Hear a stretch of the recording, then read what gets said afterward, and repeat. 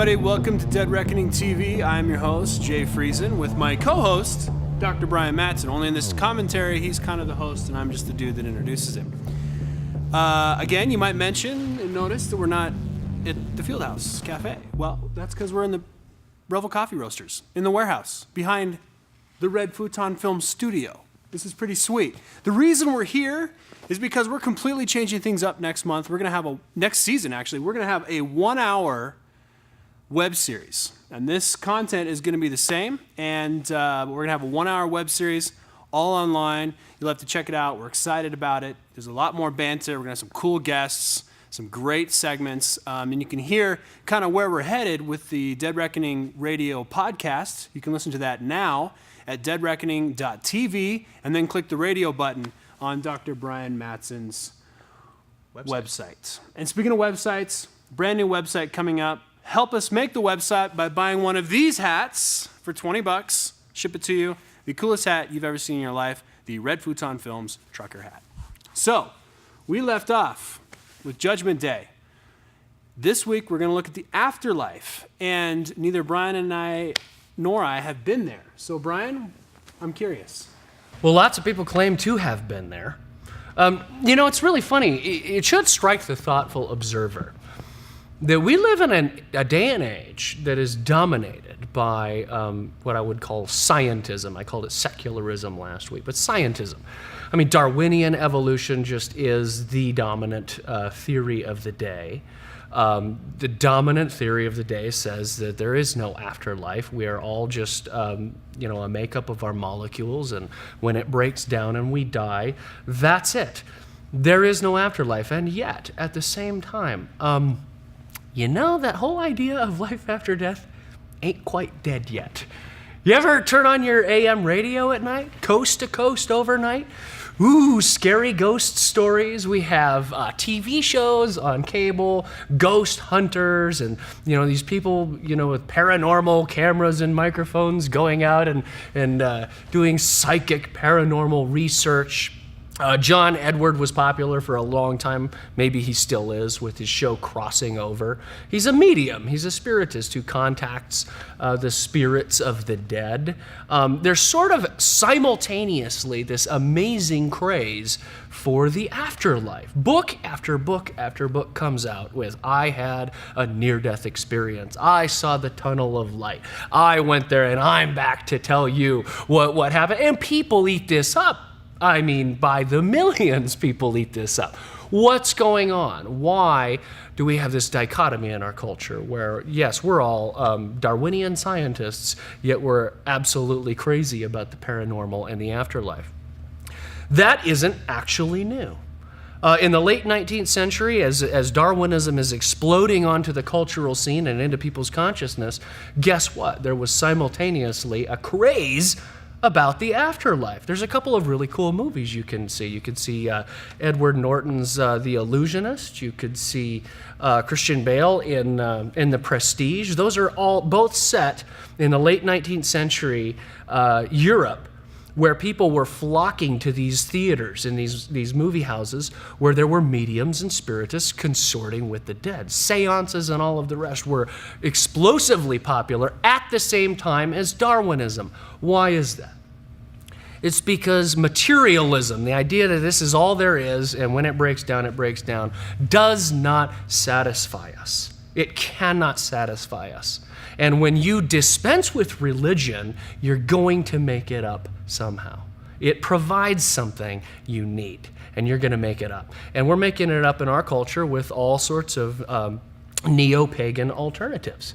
It can be coast to coast, or it can be John Edward, or whatever. But everybody is excited about life after death. Now, here's the interesting thing. Christianity is not about life after death. I know it might come as a big shock to people. It's not about life after death.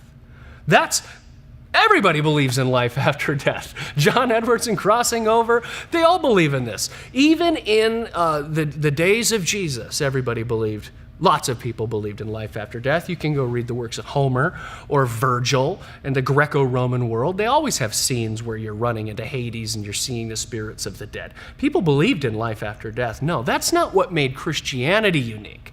That's not what made Christianity different. What made Christianity different is that it wasn't about life after death. It was about what happens after life after death.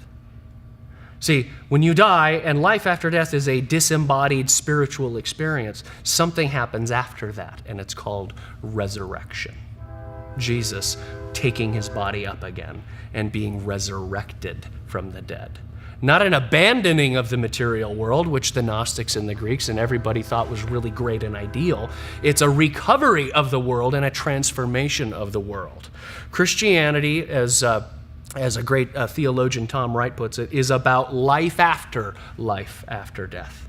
It's about resurrection, not a disembodied spiritual experience. That's what made Christianity so unique in the ancient world. Absolutely nobody was running around saying, oh, we're all going to have our bodies again. We're all going to inhabit this material, physical universe that we're in. Nobody was saying that. And Christianity comes along and it's completely novel. What are you guys talking about? When Paul goes to Athens in Acts chapter 17, he goes to that's a great philosophical center. There's Greco-Roman philosophy right there. He goes to the place where the philosophers give their addresses and they debate things. The Apostle Paul goes there, and they hear him out. And he gets to this part in his speech where they finally jeer him and basically shut him down and kick him off the stage. You know what part that is? It's when he says, and God raised this Jesus from the dead. That's when they guffawed. That's when they laughed. What are you talking about? Resurrection. Resurrection is unique to Christianity. And it fundamentally, as we've talked about before, talking about the once upon a time and the happily ever after, resurrection is about the restoration of the world that God made, not the abandonment of it. Greeks wanted to abandon the world. They thought the material world was bad. Eastern religions want to transcend and get above the material world. Christianity is uniquely about the restoration of the world, which is why Jesus takes up his body again in a new way, in a new transformed, glorified way. So Christianity is not about life after death. So when you're tempted by the book that says, I saw the light in the tunnel, you might want to put some stock in that. Maybe that'll give you some hope. Just keep in mind, that's not Christianity. That's not our hope. Our hope is not life after death. It is life after death. And that will happen on the final day when Jesus returns and we are resurrected from the dead. Thanks so much, Brian. We've had so much good feedback on the content here on this show, and that's why we're also excited to announce that we're going to be compiling all of these onto a DVD series with a study guide. So if you are curious to know more about Christianity, if you are already studying Christianity, if you're already a Christian and you want to dive into these more, we're going to have a study guide with these, with resources and everything else. Until then, we're going to come back next week. What are we going to look at, Brian? I can't remember what we're going to look at, Jay. Well, I'm sure it's going to be good. Yeah, I'm going to come up with it between now and next week. Sweet. Okay, well, we'll see you next week. You can watch us on YouTube, Vimeo, Dailymotion, Veo, and Facebook. And of course, please like us on Facebook, and most of all, share us with your friends.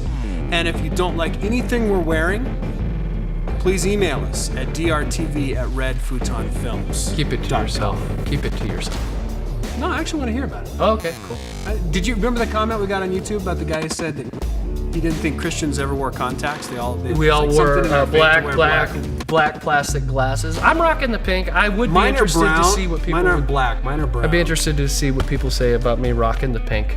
I kind of like it. It's a good color for me. Yeah. I'm going with my Zane Donovan Eureka look. Yeah, that's cool. In the most recent series we're watching, he totally changes his outfit. He's super preppy now. Oh, that's too bad. All right. Well, I'm Jay Friesen. That's Brian Mattson. This is Dead Reckoning TV.